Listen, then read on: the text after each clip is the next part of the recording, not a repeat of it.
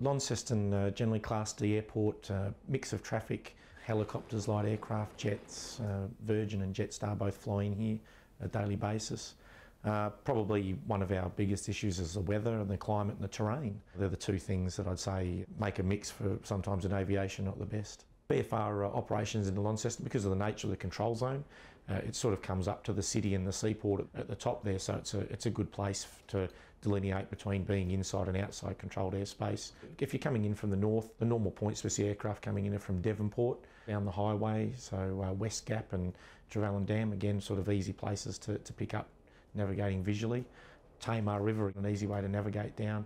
Targa Gap, not as easy, but again it's a gap in the ranges, so pretty easy to fly down through there. Keep in mind that there are jet operations in and out. Wake turbulence is something to take into account, and as I said, because the jet traffic is generally operating in the same areas that we'd probably expect to see the VFR traffic come in, that's something to take into account, and we might have to sometimes delay aircraft for the wake turbulence.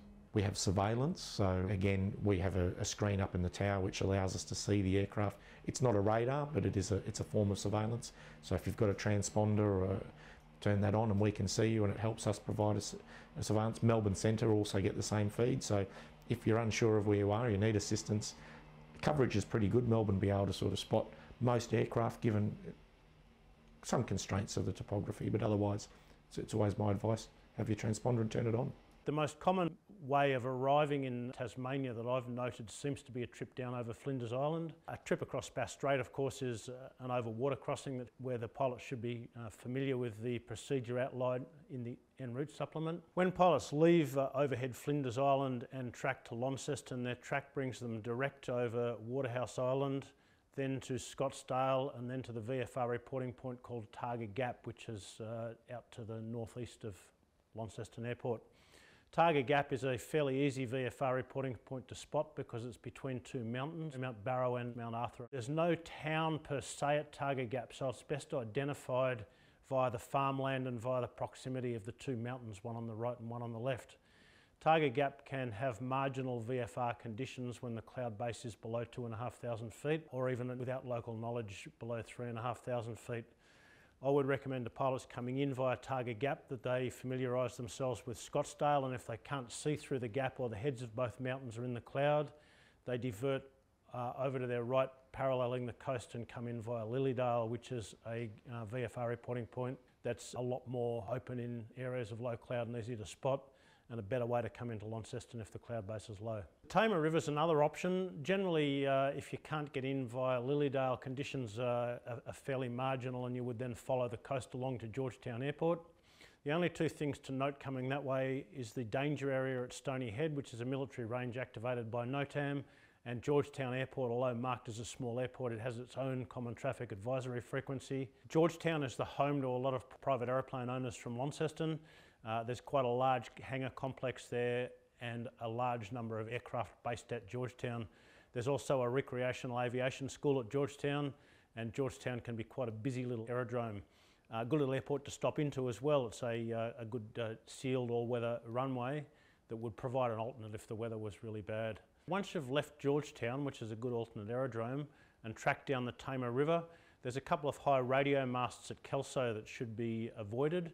They're marked on the VTC as well as on the World Aeronautical Chart, and they're quite a high, narrow, thin tower, quite difficult to see. There is some lights on the top of them. It should be noted, and then if you track down the Tamar River, a clearance into Launceston is fairly easy to get at 1,500, and it's possible to get into Launceston at 1,000 feet.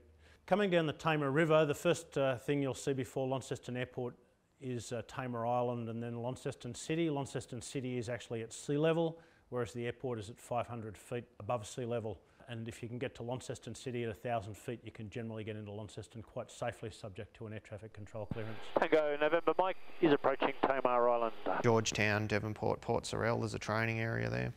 Up and down the Tamar, there is quite a bit of activity, and with a bit of altitude you'll have your RPT approaching and departing from that area. Northeast of the airstrip at Launceston, there's a place called Youngtown, which is on the edge of the built-up area of Launceston where it sort of starts. There's a Tasmanian Fire Service have two helipads there. If you see the river come up and bend just before the CBD of Launceston. They call it the glebe. It's marked on the VTC, and there's quite a bit of activity out there. There's a helicopter operation that does a lot of joy flights and photography and things like that. There is a lot of high mountains around, and in marginal weather, a trip down to Hobart VFR can be a little bit marginal. You can take off with 1,500 feet of clearance, but you won't get to Hobart at 1,500. And there's several passes in the Midlands Highway. It would be advisable to carefully study the weather and have a alternate, or be prepared to come back to Launceston in marginal VFR conditions. Getting out to the north isn't nearly so bad, because straight after becoming airborne from Launceston, you track out over Launceston City and again follow the Tamar River out when all other VFR routes are out. Going to Devonport, the direct track takes you out through West Gap, which is quite high country, and again that can be blocked by low cloud. But going to Devonport by following the Tamar River up, then turning left at the mouth of the Tamar River or somewhere just before the mouth of the Tamar River is a relatively easy affair. The low cloud base, once again keeping in mind the tall radio towers at Kelso.